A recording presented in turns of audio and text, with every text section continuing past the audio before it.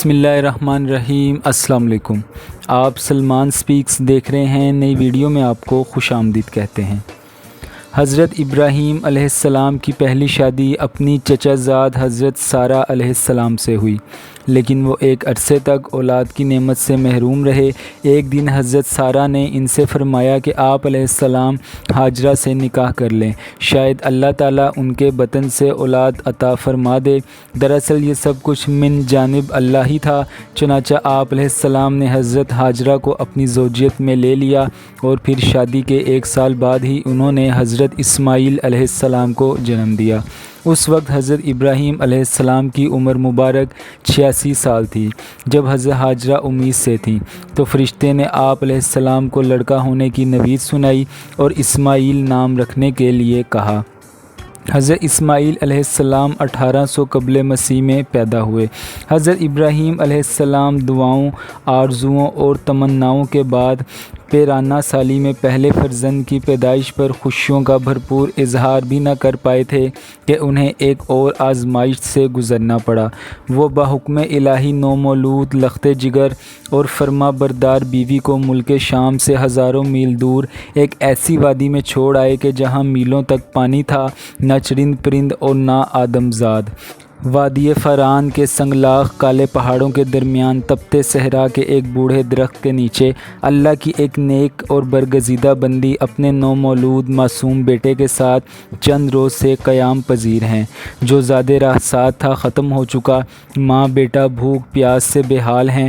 ماں کو اپنی تو فکر نہیں، لیکن بھوکے پیاسے بچے کی بے چینی پر ممتا کی تڑپ فطری عمل ہے۔ لیکن اس لک و دک صحرا میں پانی کہاں؟ جوں جوں لخت جگر کی شدت پیاس میں اضافہ ہو رہا تھا، ممتا کی ماری ماں کی بے قراری بھی بڑھتی جا رہی تھی۔ اسی حالت اضطراب میں قریب واقع پہاڑی صفا پر چڑھیں کہ شاید کسی انسان یا پانی کا کوئی نشان مل جائے۔ لیکن بے سود تڑپتے دل کے ساتھ بھاگتے ہوئے ذرا دور دوسری پہاڑی مروہ پر چڑھیں، لیکن بے فائدہ۔ اس طرح دونوں پہاڑیوں کے درمیان پانی کی تلاش میں 7 چکر مکمل کر لیے۔ ادھر اللہ جل شانہ نے حضرت جبرائیل علیہ السلام کے ذریعے شیرخوار اسماعیل کے قدموں تلے دنیا کے سب سے متبرک اور پاکیزہ پانی کا چشمہ جاری کر کے رہتی دنیا تک کے لیے یہ پیغام دے دیا کہ اللہ پر توکل کرنے والے صابر و شاکر بندوں کو ایسی ہی پیش قیمت انعامات سے نوازا جاتا ہے۔ حضرت عبداللہ بن عباس سے روایت ہے کہ نبی کریم صلی اللہ علیہ وآلہ وسلم نے فرمایا کہ اللہ پاک حضرت اسماعیل علیہ السلام کی والدہ پر رحمت فرمائے، اگر وہ پانی سے چلو نہ بھرتیں اور اسے رکنے کا نہ کہتیں تو وہ ایک بہتا ہوا چشمہ ہوتا۔ آب زمزم غذا بھی ہے اور شفا بھی۔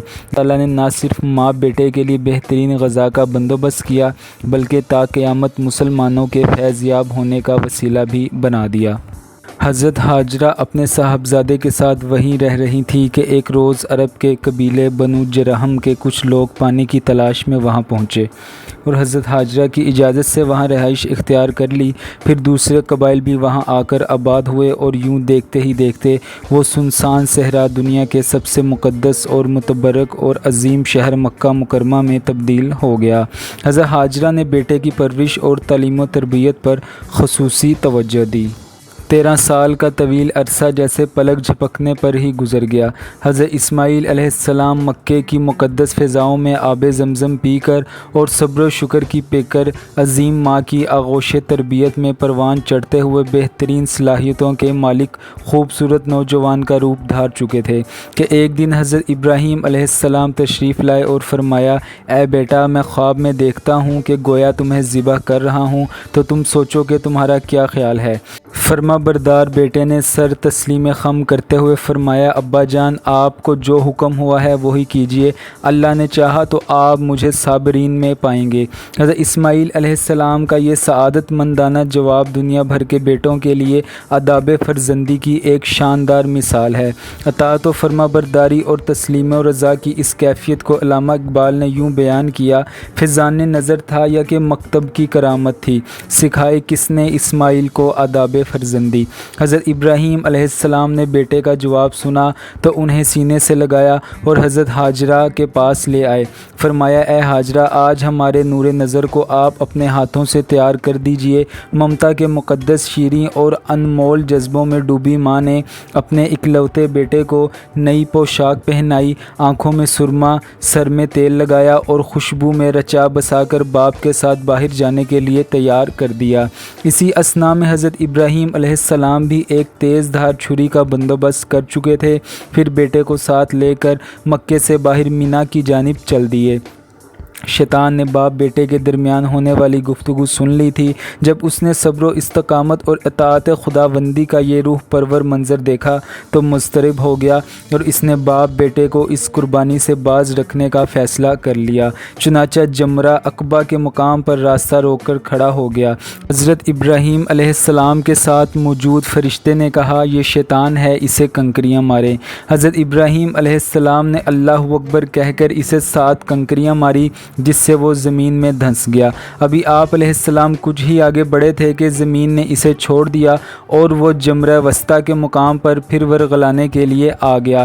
حضرت ابراہیم علیہ السلام نے دوبارہ کنکریاں ماری، وہ پھر زمین میں دھنسا، لیکن آپ علیہ السلام کچھ ہی آگے بڑھے تھے کہ وہ جمرہ اولا کے مقام پر پھر موجود تھا۔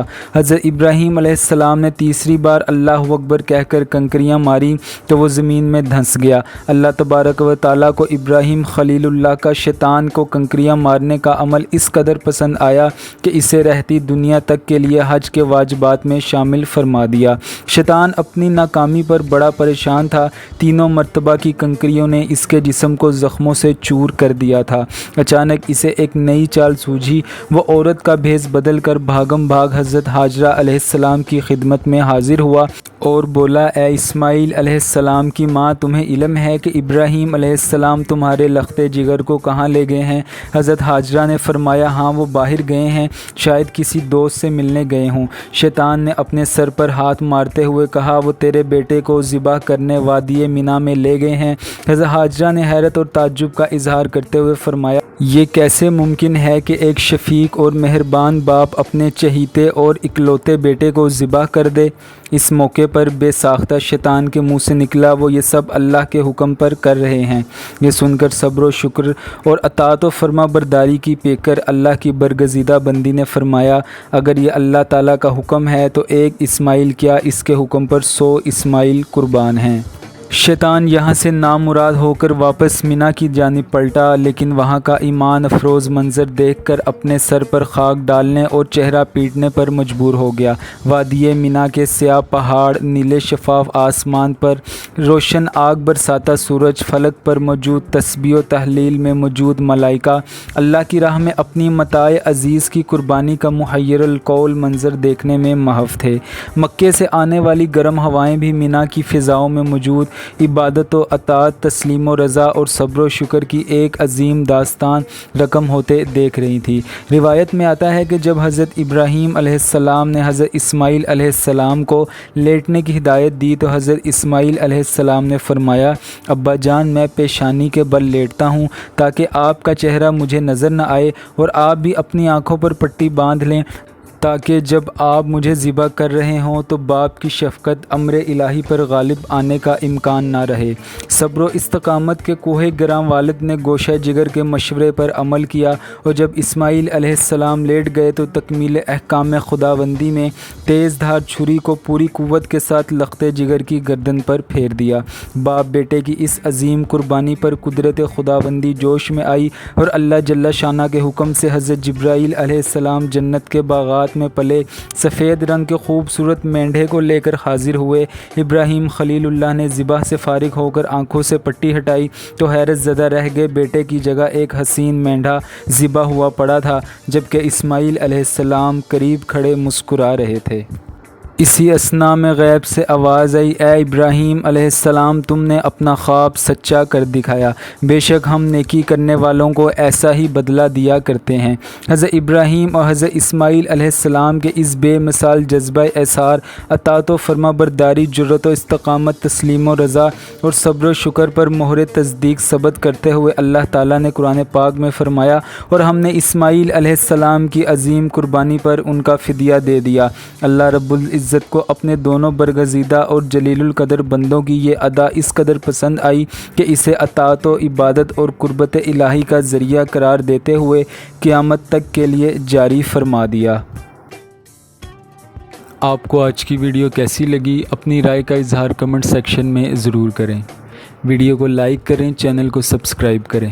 اب میں آپ سے ملوں گا اگلی ایک انٹرسٹنگ ویڈیو کے ساتھ، تب تک کے لیے مجھے اجازت دیجیے۔ اللہ حافظ۔